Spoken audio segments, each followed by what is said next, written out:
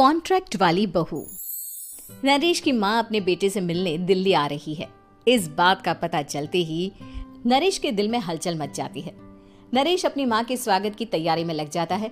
साथ ही उसे डर भी सताने लगता है कि उसकी माँ कहीं अपनी पुरानी जिद पर फिर से बैठ ना जाए। हे भगवान, इस बार बचा लो, अगले साल पक्का माँ की जिद पूरी कर दूंगा। तभी दरवाजे की घंटी बजती है। नरेश दरवाजा खोलता है तो सामने अपने मकान मालिक को देखकर हैरान हो जाता है, क्योंकि उनके साथ एक सुंदर सी लड़की भी थी। अब नमस्ते अंकल, कुछ काम था, मुझे बुला लेते। आपने क्यों कष्ट किया? अरे नहीं नहीं, इसमें कष्ट कैसा, मैं तो बस तुम्हें रीना से मिलवाने आया था। आज से रीना तुम्हारे साथ इसी फ्लैट में रहेगी। अंकल, कोई लड़का फ्लैटमेट नहीं है? एक अनजान लड़की के साथ रहना मेरे लिए थोड़ा अजीब होगा। देखो नरेश, मैं तुम्हें पहले भी बता चुका हूँ कि इस फ्लैट में तुम्हें किसी ना किसी के साथ एडजस्ट करना ही होगा, या फिर तुम अकेले पूरे फ्लैट का किराया दे दो, मैं किसी को नहीं रखूंगा। नरेश अपने मकान मालिक की बात सुन के रीना के साथ रहने के लिए तैयार हो जाता है, पर अंदर ही अंदर उसे ये बात खाने लगती है कि वो अपनी माँ को क्या जवाब देगा जब उसकी माँ रीना के बारे में उसे पूछेगी। दिन बीतने लगते हैं। नरेश और रीना अच्छे दोस्त भी बन जाते हैं, पर अभी भी नरेश अपनी प्रॉब्लम का सॉल्यूशन नहीं ढूंढ पाता। एक दिन नरेश बहुत परेशान सा बैठा होता है। तभी रीना उसे पूछती है, क्या हुआ नरेश, तुम काफी परेशान लग रहे हो, सब ठीक तो है ना? हाँ सब ठीक है, बस एक छोटी सी प्रॉब्लम है। वो एक्चुअली 2 दिन बाद मेरी माँ मुझसे मिलने आ रही है। अरे तो इसमें प्रॉब्लम क्या है, ये तो खुशी की बात है। हाँ रीना, बट मेरी माँ एक जिद लेकर बैठ गई है कि मैं शादी कर लूँ, पर मैं अभी इस चीज़ के लिए तैयार नहीं हूँ। ऊपर से जब वो तुम्हें देखेगी तो 100 सवाल करेगी, क्या जवाब दूंगा? अरे इसमें कोई टेंशन वाली बात नहीं है, मेरे पास ना इस प्रॉब्लम का सलूशन है, जिससे ना तुम्हें शादी करनी पड़ेगी और ना ही तुम्हारी माँ मेरे बारे में कुछ पूछेंगी। रीना की बात सुनकर नरेश सोच में डूब जाता है। वो सोचता है कि रीना खुले ख्यालों वाली लड़की है, कहीं माँ को सच बता ना दे। नरेश को सोच में डूबा देखकर रीना कहती है, अरे क्या हुआ, किस सोच में पड़ गए? डोंट वरी, जैसा तुम सोच रहे हो ना वैसे कुछ भी नहीं है, मेरे पास एक प्लान है। मैं कुछ समझ नहीं पा रहा हूँ, कैसा प्लान? मैं समझाती हूँ। हम ना एक कॉन्ट्रैक्ट मैरिज कर लेते हैं। फिलहाल मेरे पास जॉब नहीं है, तो तुम इस रूम का किराया दे देना जब तक तुम्हारी माँ यहाँ रहेंगी, सिर्फ तब तक।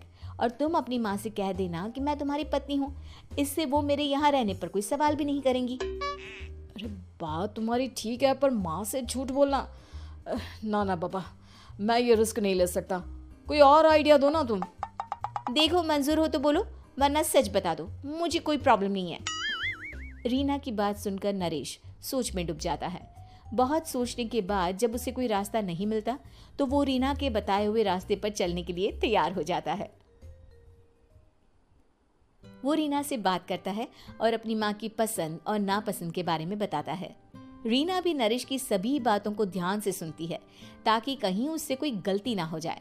आखिर वो दिन भी आ जाता है जब नरेश की माँ उससे मिलने दिल्ली आ जाती है।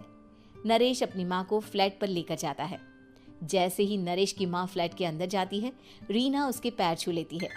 ये देखकर नरेश की माँ थोड़ी घबरा जाती है और नरेश से पूछती है, अरे बेटा नरेश, ये कौन है? माँ, ये आपकी बहू रीना है।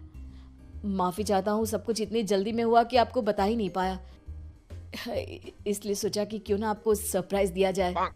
अरे बेटा, मैं तो बस तेरा घर बसा हुआ देखना चाहती थी।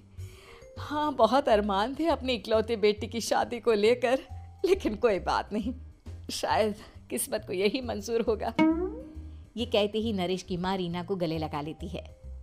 रीना बेटिया, मेरा बेटा ना थोड़ा नादान है, पर तुम काफ़ी समझदार लगती हो, और मैं जानती हूँ कि तुम इसका बहुत अच्छे से ध्यान रखोगी।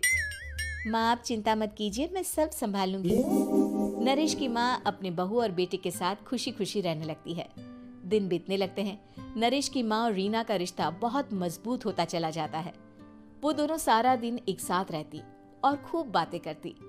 इधर साथ रहते रहते नरेश और रीना भी एक दूसरे से प्यार करने लगते हैं। दोनों को इस बात का एहसास हो जाता है, फिर भी वो इस बात को छुपा कर ही रखते हैं। एक दिन नरेश की माँ और रीना शादी के बारे में बात करने लगते हैं। रीना बिटिया, ये तो नरेश ने मुझे बिना बताए शादी कर ली, वरना मैं तो अपनी इकलौती बेटी की शादी इतनी धूमधाम से करती कि सारी दुनिया देखती रह जाती। अच्छा माँ, आप ऐसा भी क्या करती नरेश और मेरी शादी में जो दुनिया देखती रह जाती? अरे बिटिया, एक माँ के अरमान तुम अभी नहीं समझोगी।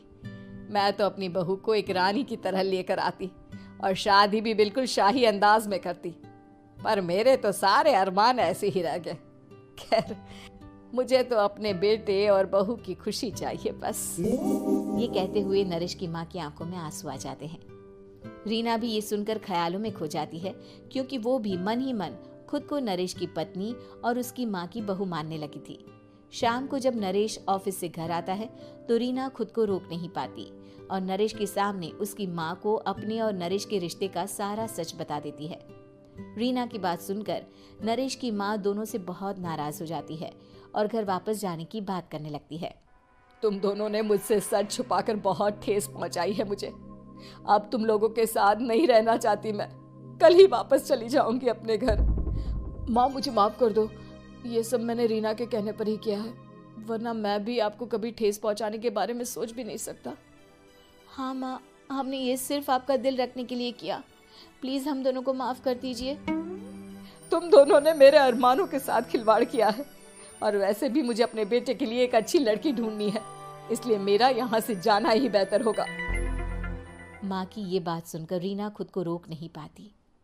माँ, क्या मैं आपके घर की बहू बनने लायक नहीं हूँ? रीना की बात सुनकर नरेश हैरान रह जाता है। नरेश की माँ भी कुछ समझ नहीं पाती। मैं कुछ समझी नहीं, आखिर तुम कहना क्या चाहती हो? माँ, मैं वो नरेश से बहुत प्यार करती हूँ और साथ ही साथ मैं आपको भी अपनी माँ मान बैठी हूँ। आज जब आपकी बातें सुनी तो खुद को रोक नहीं पाई, इसलिए सारा सच आपको बता दिया। रीना की बात सुनकर नरेश की माँ की आंखों में आंसू आ जाते हैं और वो अपने बेटे नरेश और रीना को गले लगा लेती है। मेरे घर की बहू तो सिर्फ रीना बिटिया ही बनेगी। मैं आज ही तुम दोनों की शादी की तारीख निकलवा दूंगी, बस एक बार तुम्हारे घर वाले मान जाए। उसी दिन रीना के माता पिता भी उनके फ्लैट पर आ जाते हैं। दोनों परिवार आपस में बैठकर बातें करते हैं और शादी के लिए राजी हो जाते हैं। रीना भी कॉन्ट्रैक्ट फाड़ देती है और कहती है, सही मायने में मैं अब बहू बनूंगी, अब तक तो सिर्फ कॉन्ट्रैक्ट वाली बहू थी।